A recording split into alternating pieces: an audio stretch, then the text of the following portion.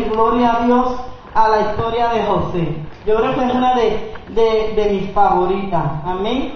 Gloria a Dios. ¿Por qué la historia de José? Porque gloria a Dios, si ustedes siguen la trayectoria de este joven, gloria a Dios, desde sus 17 años, gloria a Dios, desde su juventud, gloria a Dios, el Señor fue tratando con él, gloria a Dios. Dice la Biblia que este joven era el hijo favorito de Jacob, gloria a Dios. Y dice que lo amó más que a los demás, gloria a Dios. Y eso trajo como consecuencia celo entre los hermanos, gloria a Dios. Pero es interesante que aunque Jacob lo amó más a él que a los demás, hasta cierto punto, por la trayectoria de este joven, gloria a Dios, usted puede pensar que también Dios lo amó más a él que a los demás. Aleluya. Dentro de todos esos hijos de Jacob, gloria a Dios. Y dice la Biblia que este joven, gloria a Dios, porque en una ocasión yo escuché y verdaderamente fue una palabra sabia de un joven que nos predicó, que dice que Dios tiene propósito con nosotros. Dios tiene propósito, amén. Hemos sido creados con un propósito. Y el futuro del Señor está en nuestras manos, ¿verdad? Y el presente aún está en nuestras manos. Toda nuestra vida está en las manos de Dios. Pero nosotros sabemos que Dios tiene propósitos con nosotros. Pero no sabemos de qué forma esos propósitos se van a cumplir en nosotros. O sea, el plan, cómo va a ser, cómo ese propósito se va a cumplir en nosotros, solamente eso lo sabe Dios.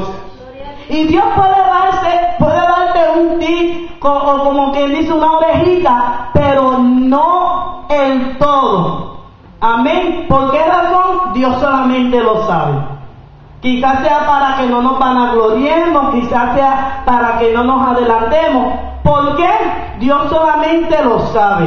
Amén. Y dice que en este joven el Señor le comenzó a dar sueños, porque Dios tenía propósito con José. Y dice que en una de las ocasiones, gloria a Dios, cuando Jacob lo envió para que chequeara a sus hermanos, dice que sus hermanos estaban tan enojados con él y tenían tanta ira contra él que no eran capaces de hablarle pacíficamente. No eran capaces de hablarle pacíficamente, le hablaban con ira, porque ya el celo y el coraje, y luego ven a ser los sueños que Dios le daba, donde Dios le mostraba a aquel joven que sus hermanos, que su familia, yo pienso que hasta cierta forma el Señor cogió la mente de José y la puso en un periodo de ignorancia, que tal vez José no se daba cuenta que cuando él contaba estos sueños de una manera sana, creaba en los hermanos iras y contiendas.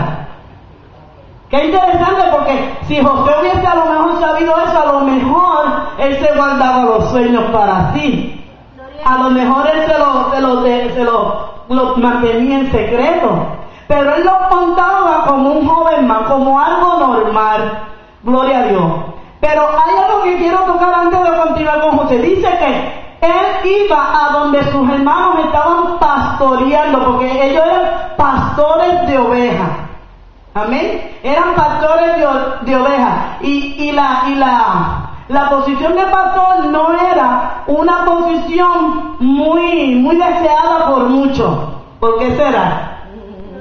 No es muy deseada por muchos. Era una posición donde estaba metido entre mal olor, además de lo que el tipo de animal que tenía que pastorear era un tipo de animal que no era fácil pastorear. No era fácil. La oveja es un animal terco, un animal que por más hierba que tú le des siempre está buscando para el otro lado, siempre quiere salirse de su corral, porque como que no se sacia de lo que recibe. No se sacia, por más que le den, siempre quiere buscar, siempre quiere experimentar. Y el pastor tenía que estar ahí, amén, y revestirse de paciencia. y de templanza, y de mansedumbre, y de coraje, pero no ira para con mansedumbre traer esa oveja. No importa qué actitud y qué condición y qué característica tuviera esa ovejita, el pastor tenía que buscar la forma de mantenerla en su corral, porque ese era su trabajo.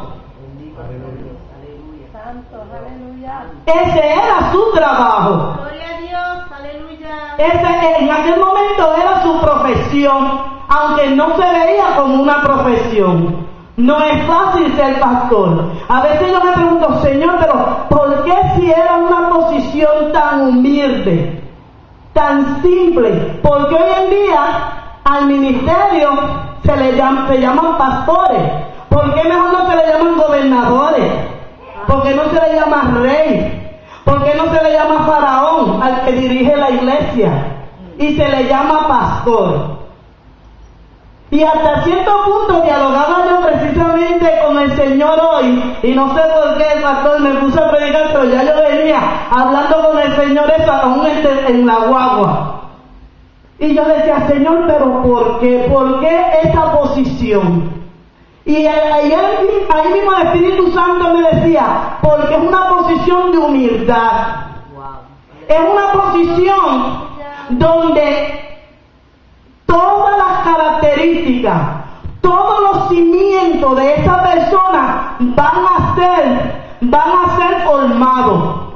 Donde todo su cuerpo interno y externamente va a ser formado, va a madurar, va a capacitarse. Aleluya. Va a ser enseñado, porque no es fácil bregar con ovejas. No es fácil bregar con ovejas. Y una de las cosas que el Señor me decía, y en esa posición, la persona tiene que enseñarme a mí, y tiene que mostrarme a mí, y darme a entender a mí, que yo soy el que lo dirijo, y Él es el que administra. Aleluya, santo, aleluya. Que yo soy el dueño, y Él es el que administra. Gloria a Dios, aleluya. Que yo soy el que dirijo, y Él es el que obedece.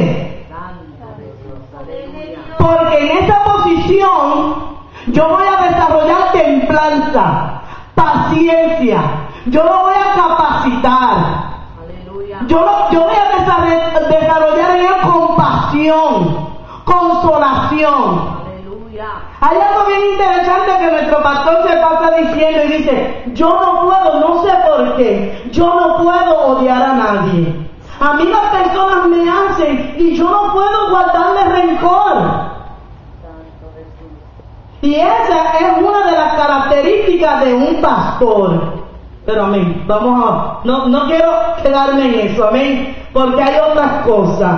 Dios sabe todas las cosas. Y dice la Biblia que José, en un momento dado, gloria a Dios, cuando le decía a sus hermanos lo que estaba ocurriendo, los sueños, quizás en su ignorancia, quizás porque Dios de alguna forma guardó sus pensamientos, dice que los hermanos comenzaron a causar en los hermanos celos y contienda, y no podían hablarle a su hermano pacíficamente. Pero lo interesante de todo esto es que después de todo, los hermanos terminaron vendiendo a José como un esclavo. Pero ¿y qué pasó con los sueños? ¿Qué pasó con los propósitos de Dios? ¿Qué pasó con los planes que Dios tenía para José? ¿No ha venido muchas veces a la mente de nosotros cuando el Señor nos dice, te voy a prosperar, te voy a dar riqueza, te voy a sanar, voy a salvar a tus hijos, pero tus ojos naturales ven lo contrario? No ven lo que realmente Dios te está prometiendo que va a hacer. Gloria a Dios, aleluya. A José Dios le estaba mostrando que su familia le iba a servir, le iba a adorar, que Él los iba a dirigir.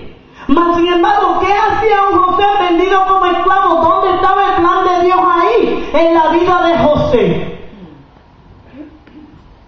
Pero dice la Biblia que José llega hasta Egipto, porque ¿sabe qué? Cuando Dios tiene planes con nosotros, a veces nosotros pensamos que los planes de Dios se van a desarrollar en X lugares.